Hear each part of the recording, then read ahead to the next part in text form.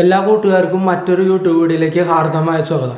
ഇന്നത്തെ വീഡിയോയിൽ നമ്മൾ നോക്കാൻ പോകുന്നത് മേദാന്ത എന്ന് പറയപ്പെടുന്ന ഒരു ഷെയറിൻ്റെ ഡീറ്റെയിൽ ആണ്. അതായത് ഗ്ലോബൽ ഹെൽത്ത് ലിമിറ്റഡ് എന്ന് പറയുന്ന ഒരു ഹോസ്പിറ്റൽ ശൃംഖലയുടെ ഷെയറാണ്. അതിലെ NSE സിമ്പിള് മേദാന്ത. അത് 2022-23 ഒരു വർഷം മുമ്പാണ് ലിസ്റ്റ് ചെയ്തിട്ടുള്ളത്. ലിസ്റ്റ് ചെയ്തതിന് ശേഷം നല്ലൊരു അപ്സൈഡ് മൊമെൻ്റാണ് ഈ ഷെയറിൽ കാണിച്ചുകൊണ്ടിരിക്കുന്നത് മേദാന്ത. നിലവിലുള്ള മേദാന്ത ബ്രാൻഡ് നാമത്തിൽ സ്ഥാപിച്ചിരുന്ന ഹോസ്പിറ്റലുകളിൽ ഇപ്പോൾ ഏകദേശം 2725 ബെഡുകൾ ഉള്ളത്. അടുത്ത 3 വർഷത്തിനുള്ളിൽ ഏകദേശം 3500 ബെഡുകളായി ഉയർത്തും എന്ന് കമ്പനിയുടെ ടാർഗറ്റ്.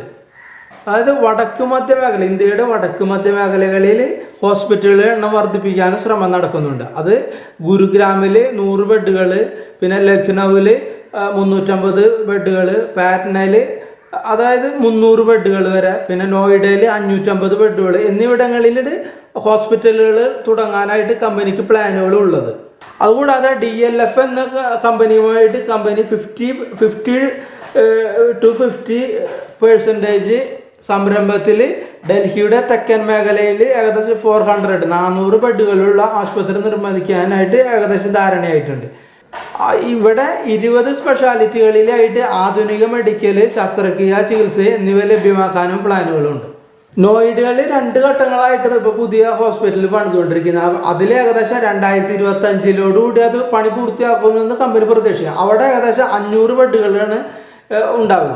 അതുകൂടാതെ മധ്യപ്രദേശിലെ മെഡിക്കൽ ഹബായി ഇൻഡോർ മാറും. ഇവിടെ ഗ്ലോബൽ ഹെൽത്ത് ഈ കമ്പനി 175 ബെഡുകളുള്ള ആസ്പത്രി നടത്തുന്നുണ്ട്. അത് 175 ബെഡുകൾ എന്നുള്ളത് 300 ബെഡുകളായിട്ട് ഉയർത്താനായിട്ട് കമ്പനി ഉദ്ദേശിക്കുന്നുണ്ട്.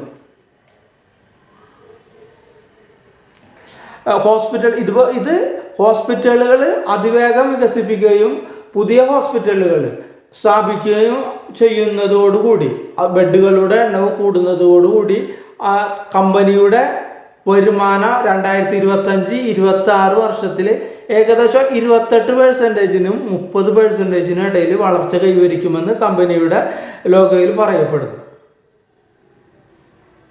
ഇതുകൂടാതെ ഡോക്ടർമാരുടെ എണ്ണത്തിൽ വർധനമുണ്ട്.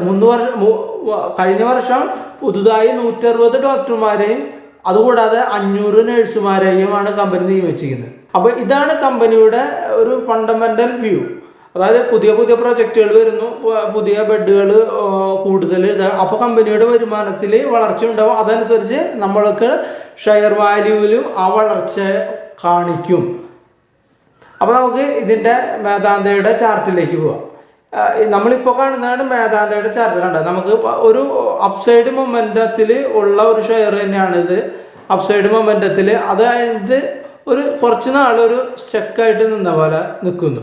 അപ്പോൾ വരും ദിവസങ്ങളിൽ ഒരു അപ്സൈഡ് മൊമെൻറ്റം നമുക്കിതിൽ പ്രതീക്ഷിക്കാം. അതായത് വരും ദിവസങ്ങളിൽ മീൻസ് ഒരു ലോങ് ടേം വ്യൂ ആണ് ഇത് പറയുന്നത്. കാരണം ഇത്രയും ബെഡുകളൊക്കെ വരുമാനം വന്നു തുടങ്ങുമ്പോഴാണ് ഇതിനൊരു വളർച്ചാ സാധ്യത കാണുന്നത്. അപ്പോൾ ഒരു ലോങ് ടേം വ്യൂവിലേക്കാണ് ഈ ഷെയർ എപ്പോഴും നമുക്കൊരു അഭികാമ്യമുള്ളത്.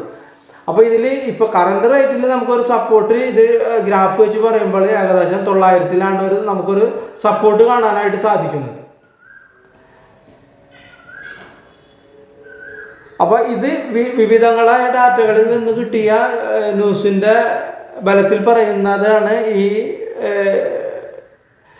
വളർച്ചാ സാധ്യതകൾ. അപ്പോൾ നിങ്ങൾ ഇൻവെസ്റ്റ് ചെയ്യണമെന്നുണ്ടെങ്കിൽ നിങ്ങൾ ഫിനാൻഷ്യൽ അഡ്വൈസറുമായി ചിന്തിച്ചതിന് ശേഷം മാത്രമേ ഇൻവെസ്റ്റ് ചെയ്യൂ. ഞാനൊരു എഡ്യൂക്കേഷൻ പർപ്പസിന് വേണ്ടി മാത്രം ചെയ്യുന്നൊരു വീഡിയോ ആണ്.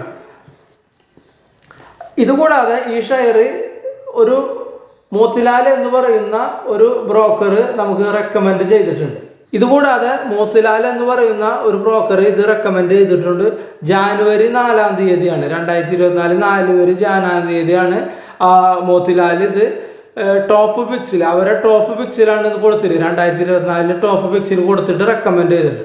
ടാർഗറ്റ് പറയുന്നത് ഏകദേശം 18% പറയുന്നത്. അതായത് 1170 അവർ ടാർഗറ്റ് പറയുന്നത് മേദാന്തയുടെ. അപ്പോൾ ഇത്രയുമാണ് അവരുടെ മേദാന്ത എന്ന് പറയുന്ന ഹോസ്പിറ്റൽ ശൃംഖലയുടെ ഭാവി പരിപാടികൾ. അപ്പോൾ അതിനനുസരിച്ച് വരുമാനം കൂടുന്നതനുസരിച്ച് അവരുടെ ഷെയർ വാല്യൂവിലും വളർച്ച ഉണ്ടാകുമെന്ന് പറയപ്പെടുന്നു.